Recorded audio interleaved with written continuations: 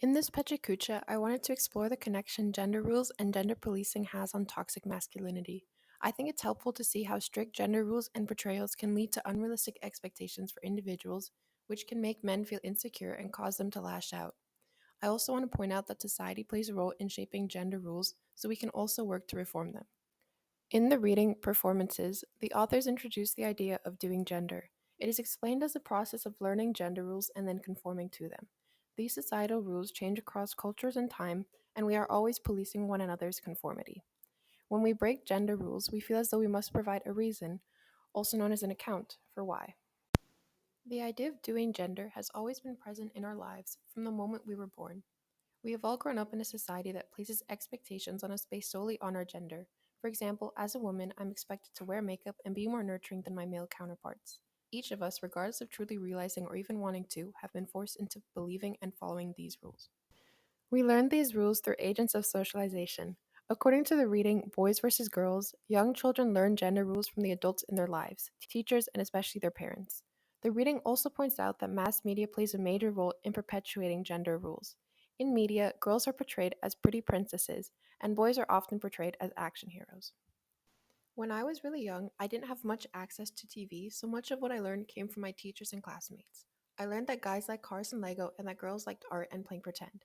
I kept the notion that girls were supposed to be soft throughout elementary school, so you can imagine my surprise when I read Keeper of the Lost Cities and saw for the first time that not all girls were delicate or domestic.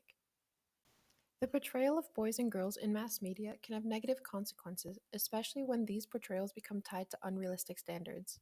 These standards can range from physical, such as the men needing to be muscular to be masculine, or behavioral, such as the idea that boys don't cry or that women need to be nurturing and caring for others, which is seen as a typically feminine trait. The video Masculinity and Unattainable Standards highlights how action heroes have shaped body standards for men.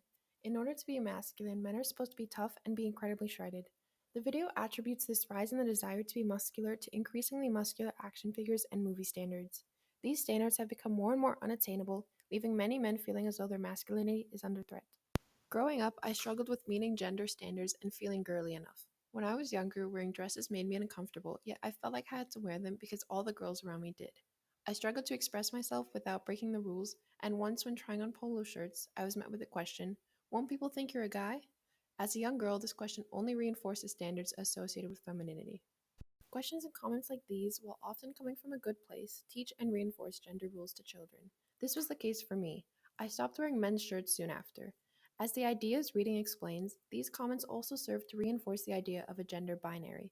As long as things remain gendered, be it clothing, cars, hobbies, or anything else, the gender binary will continue to exist. Something that I have noticed, which is also pointed out in the ideas reading, is how we subdivide things to fit our gender binary. The reading uses the example of pit bulls, a dog breed, being viewed as more masculine than a poodle. While dogs are generally seen as masculine, people feel the need to maintain our gendered society, so we subdivide already gendered things further into separate genders. In the same reading, the author mentions that emotions are seen as feminine, but they have been so subdivided to the point where anger is seen as masculine. Despite also being an emotion, all femininity has been removed from it. In fact, it's even seen as bad for women to be angry. However, being angry and aggressive is seen as natural and masculine, and therefore okay for men. This explains why when men feel as though their masculinity is in question, they lash out with anger. They want to prove their manliness by utilizing something seen as typically masculine anger.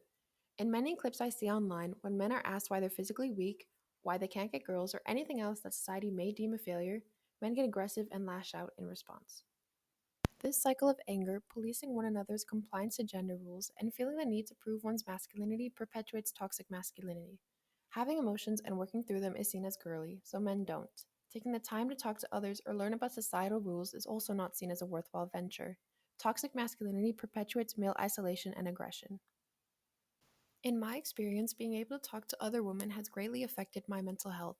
Society encourages female friendships because not only are women seen as more sensitive, but we are allowed to be in touch with our emotions and communicate them with one another. Unlike men who are pressured by gender rules and unrealistic standards to remain stoic and isolated, women can seek comfort and advice from one another. One instance that I remember is when someone I was close with was struggling. He never reached out for help and withdrew from his closest friends. The notion of reaching out to someone for help seemed absurd to him when I asked why he had carried this burden alone. It was as though he felt ashamed for not being manly enough. After all, he was taught that men had to toughen up. Showing emotion, a weakness, was a failure of his masculinity. While he didn't lash out with anger, I've seen plenty of men online do so. Many of these are what I call podcast bros because they are always offering unsolicited advice on their podcasts. Many use their platform to police others as a way of proving to themselves and others that they are masculine enough. Many, if questioned, will immediately lash out in anger because they are insecure in their own masculinity. This example of toxic masculinity, as well as many others I've seen in my own life and in the world around me, show how destructive gender roles can become. However, it is important to note that our culture plays a major role in creating these unrealistic standards for men and women. As a society, we all play a role in shaping our culture. This means that we have the power to shape and challenge societal expectations. I have already started doing this with my younger brother. I cannot control the content he consumes online, but I can challenge the toxic male standards he learns about from those Alpha Bro podcasts. While this often leads to arguments over dinner, I know trying to reason with him is better than letting him become brainwashed. For now, challenging the rules is how we can begin reshaping them as a society. One final source that I'd like to mention is a quote from the reading The Problem with the Fight Against Toxic Masculinity. The article states that people, quote, tend to diagnose the problem of masculine aggression and entitlement as a cultural or spiritual illness, something that has infected today's men and leads them to reproachable acts, end quote. In reality, toxic masculinity is formed by our society. I feel as though many of us, including myself, get lost in blaming toxic masculinity for a man's behavior. I used to see it as something wrong with a man and not something caused by society. We cannot move forward without seeing this as a societal issue. While gender rules are a fundamental part of our world and may never go away, we can at least work toward establishing more attainable standards and becoming more flexible in them.